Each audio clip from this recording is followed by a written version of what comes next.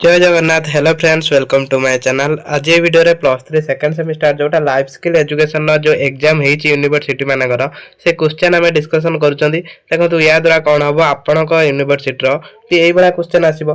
तो आपण यूनिवर्सिटी रो एई बडा भी क्वेश्चन आसने आपण मानकर हेल्पफुल हबो। सेति पई आपण माने टिके जानंतु एई क्वेश्चन भी देखंतु को बडा क्वेश्चन आछी आ आंसर को बडा देने आपनकर बैक लागबोनी। तो आमे एठी डिस्कसन करबा। तो वीडियो ऊपर लास्ट जाय देखंतु। मन रखिथे प्रथम कथा हूँ 100 मार्क एग्जाम हम तो सही कौन हम ना 10टा आसो 1 मार्किया क्वेश्चन जोटा 1 मार्किया क्वेश्चन 10टा आसो से भाया 2 मार्किया क्वेश्चन 9टा आसो 9टा 9टा करा पड़ो एटा रहा 18 मार्क।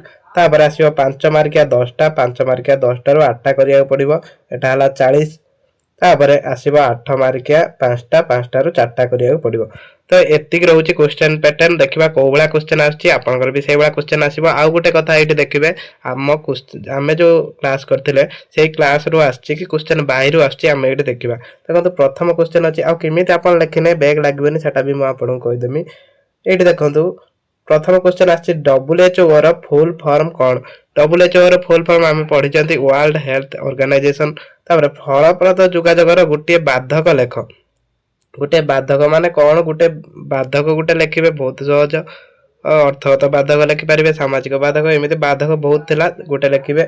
क्यों संस्था स्कूल जीवन कौशल शिक्षा प्रस्तावित करिछि क्यों संस्था WHO आउ गोटे देखो WHO आउ यूनिस्किप तो थिला से दुटा भितरु ए दुटी संस्था कौन करछि स्कूल रे जीवन कौशल शिक्षा प्रस्तावित करिछि।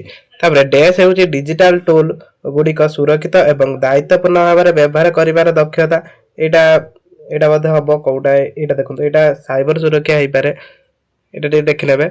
तो यही भाई आपंकर ये क्वेश्चन मुझे देखार माने यही भाई हूँ आपंकर आसो आउ कि कौन हुए ना MCQ आसे कि यूनिवर्सिटी MCQ क्वेश्चन दिखाते जब MCQ आसो तो आहरी भल कथा आपन को से अवसर मिल जाव। ये देखो ये गोटे क्वेश्चन अच्छी क्यों प्रकार बुद्धिमत्ता सामाजिक संकेत बुझे साहाय्य करे। सामाजिक बुद्धिमत्ता बहुत सहज क्वेश्चन आसाला। शिक्षार क्यों स्तंभ अनुसूची व्यक्ति आत्म विकास को केन्द्र करे।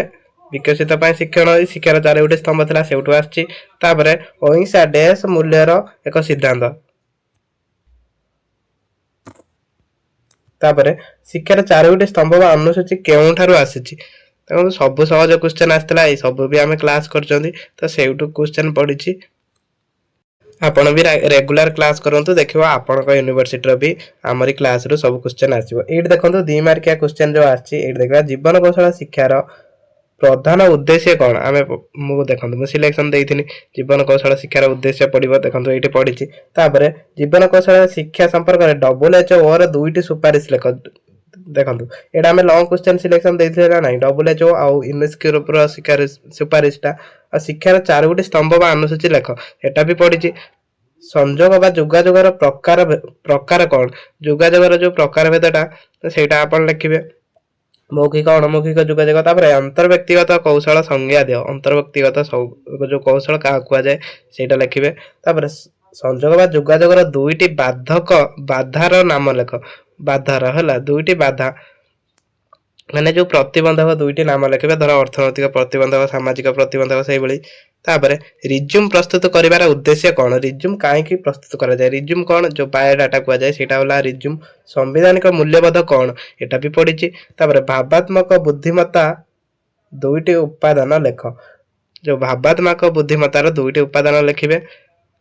तो ये देखो केते सहज क्वेश्चन आछि जो माने क्लास करना जातु क्लास करेंगे आपण यूनिवर्सिटी भी यही क्वेश्चन आसवे देखिए। स्कूल जीवन कौशल शिक्षार आवश्यकता व्याख्या कर। स्कूल जीवन कौशल शिक्षा देखो जीवन कौशल शिक्षार आवश्यकता मुझे कही क्वेश्चन आसो से भी आसी। जीवन कौशल शिक्षा संदर्भ में WHO किंबा यूनेस्को रो 2टी सुपारिश वर्णना कर। ये कौन देती WHO रो लेख WHO रो न लिखुच यूनेस्को रो 2टी सुपारिश लेख।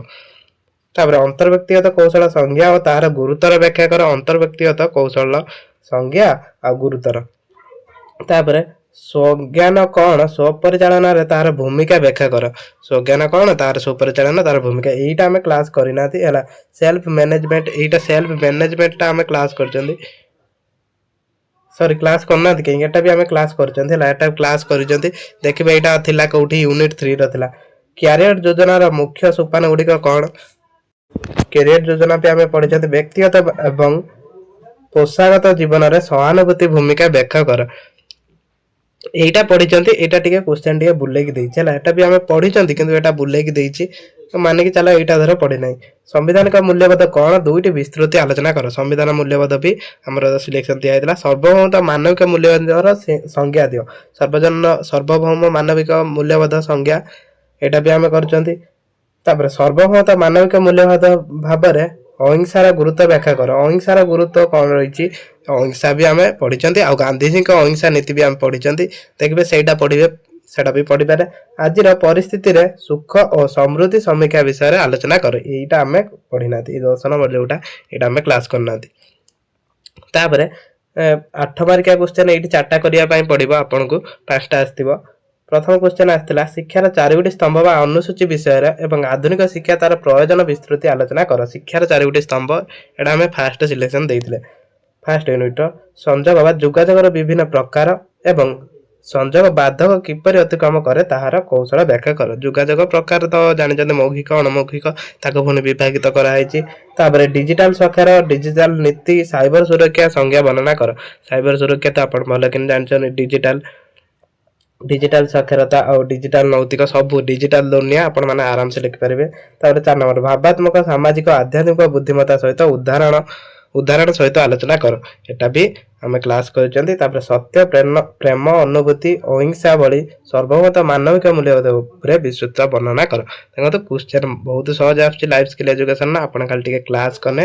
आपण माने आराम से ए क्वेश्चन आंसर दे पारिबे आराम से जने 90% किबा 80 ऊपर आराम से A+ आनी परिबो जति टिके भलो करूचंती एक मार्क ठीक करचंती तो O+ भी आसी परिबो तो ये जो लाइफ स्किल एजुकेशन ना हमें फुल क्लास करचंती जो माने से क्लास देखि ना जाके प्ले लिस्ट रो पाई जिवे प्राय 42टा क्लास करचंती हमें 42टा क्लास करचंती जाके आपण माने देखि परिबे।